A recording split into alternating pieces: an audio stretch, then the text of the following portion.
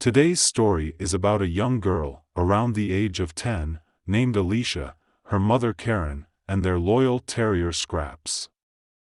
Alicia's father was a violent man, and he only became more so after Karen divorced him.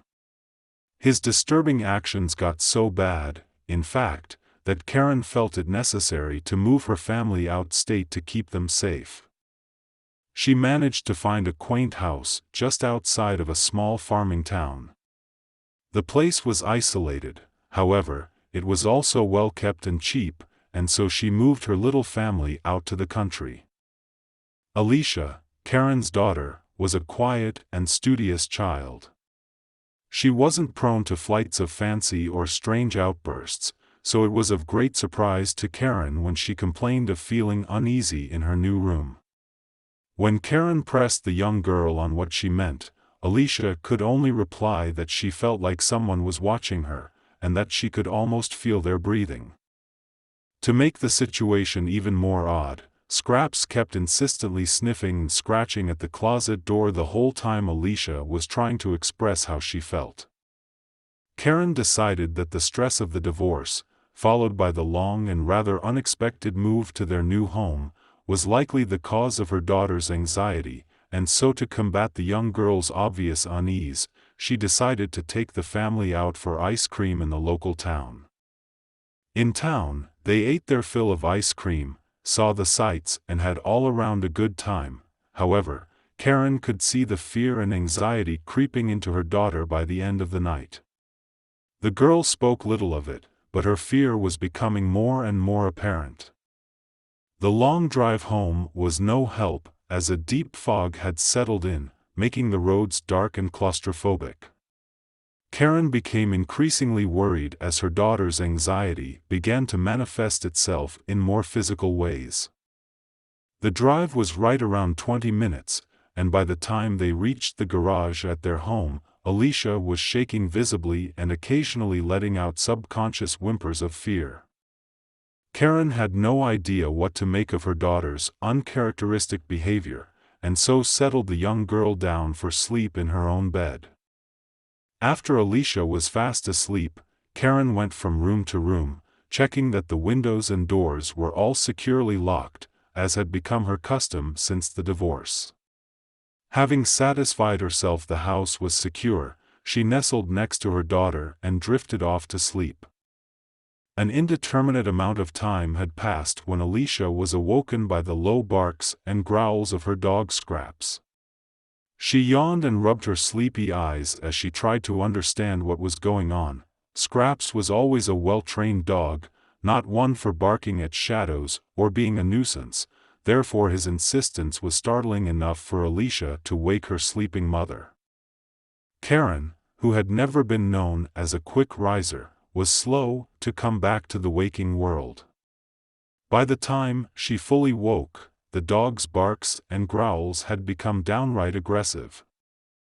Both daughter and mother, as one, snapped their vision towards the loud little dog, and as one, they saw what had gotten the dog so riled up.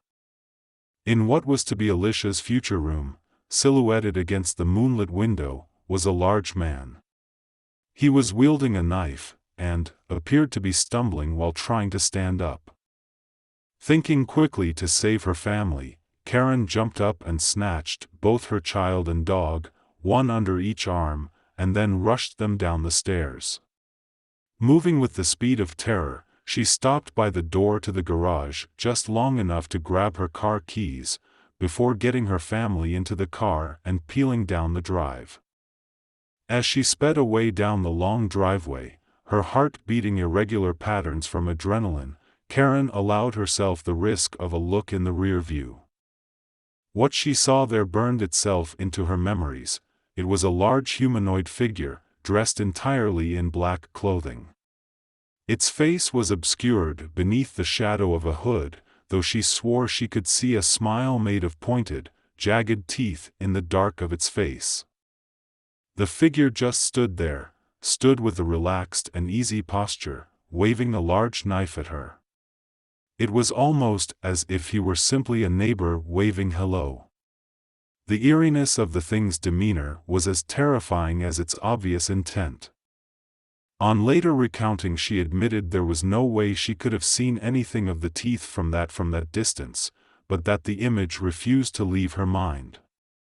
When Karen came bursting through the doors of the sheriff's department, the deputy on duty knew in an instant something was truly amiss. An obviously harried and frantic Karen recounted their story, with punctuation from Alicia, who was now suffering the after effects of shock. The deputy called in the sheriff, and they went out to the house to investigate, leaving Karen and her family in the care of the old woman who ran the B&B.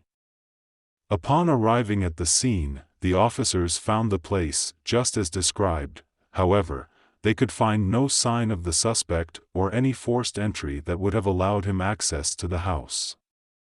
Karen and Alicia were escorted back the house to get some things for the night, and along the way the sheriff explained what they had found, including the lack of forced entry. Karen reiterated how she had locked the house tight before lying down with her daughter. However, neither she nor the officers could figure out how the suspect had got in. She rolled the issue over in her head again and again as the officer drove her to the house. However, it was only upon remembering Scrap's insistent pawing at the closet that it hit her. When they reached the house, she took the sheriff up to her daughter's room and had him look in the closet. The sheriff poked about until he found a false wall in the back, that led to a small alcove in the wall right behind Alicia's bed. The small space was just barely large enough to house a man the size of the one she saw, though he would surely stumble when exiting the crawlspace. Inside the little room were several large hunting knives, a roll of duct tape, and a large measure of rope. Karen, Alicia, and Scraps moved back out within the week. The house has remained empty since. Thank you for watching.